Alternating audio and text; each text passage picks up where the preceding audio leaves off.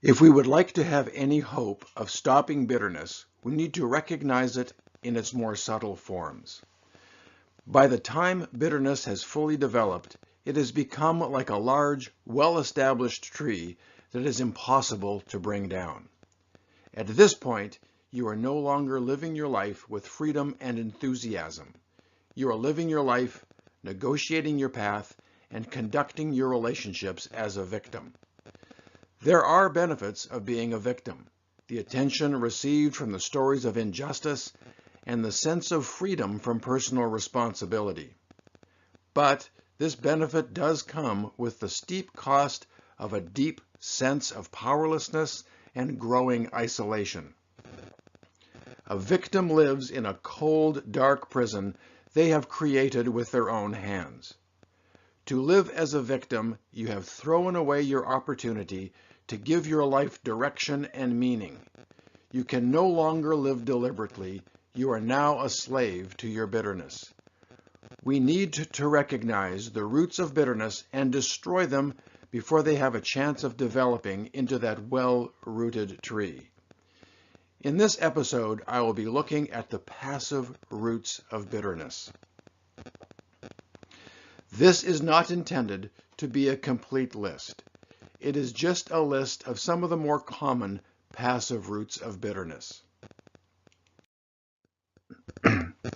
In the book of Hebrews in the New Testament, we are encouraged to watch out that no poisonous root of bitterness grows up to trouble you, corrupting many.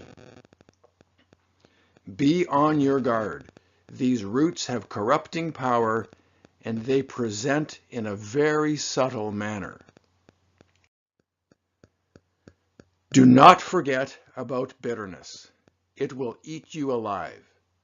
Bitterness is the internalization and personalization of a perceived injustice with a persistent and intense rumination about the injustice or the agent of the perceived injustice, resulting in more damage caused by the bitterness than could ever be caused by the injustice.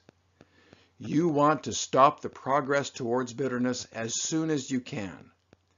The following is a list of some of the early roots of bitterness. Learn to recognize them early and get rid of them before they make you a bitter victim. You know what they look and feel like in their maturity. The one thing all these roots share is a common source. All roots of bitterness come from greed. Two of the passive roots of bitterness are disdain and disgust. With disdain, the self-centered, self-inflated, self-focused person looks at others as being unworthy.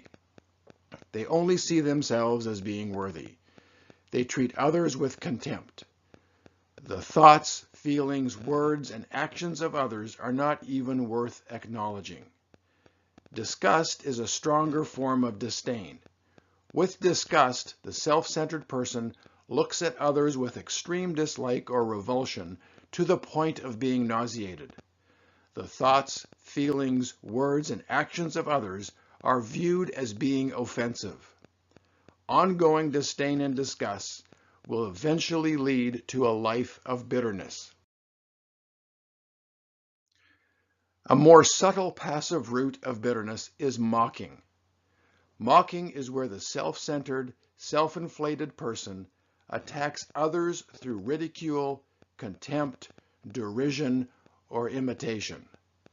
Mocking is disdain and disgust that is now freely shared with others. The mocker attacks through humor or shared secrets that leave the healer feeling privileged or entertained. If you listen to the mocker, the chances are good that you will become his next victim. A mocker is a self-centered, and what they do is mock. Mocking stirs up all sorts of conflict, pain, and confusion. Stay away from the mocker. Don't be the mocker. If you are a mocker or listen to a mocker, you will eventually become bitter. Even more subtle than mocking is the root of bitterness called gossiping. Mocking is evil, but gossiping is nothing more than a nice form of mocking.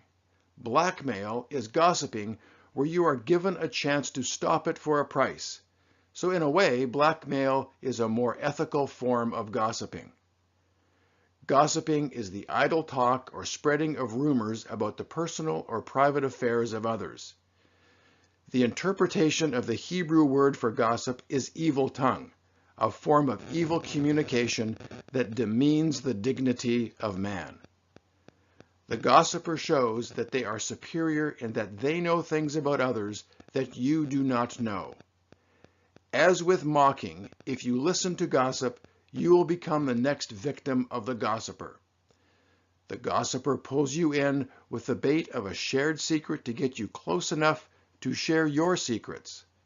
The gossiper then uses what they have learned from you to spread more gossip. Gossip is mocking with a new paint job. Our culture is obsessed with gossip. Gossip is a tool used by one political candidate against another, and often the one with the best control of gossip becomes the winner.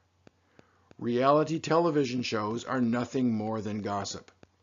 We enjoy taking a close look at the secrets of others, especially if they are rich or famous. Much of cinematic drama is gossip about make-believe characters, and we sit there entertained hour after hour about the pretend lives of others. Gossip is consuming us. Do not be a gossiper. Mocking and gossiping are nothing more than verbal, or in this age, electronic communication violence against others. Just listening to mocking or gossip will drain your resilience. Be careful, or you will become bitter. In conclusion, greed is the ugly reality behind all the roots of bitterness. Greed and bitterness will destroy you. Be on your guard. Stop these roots before they develop and define you. These roots will kill you. For references and additional information, please visit the Fractured Resilience website, and for updates on new videos, subscribe to the Fractured Resilience YouTube channel. Thank you.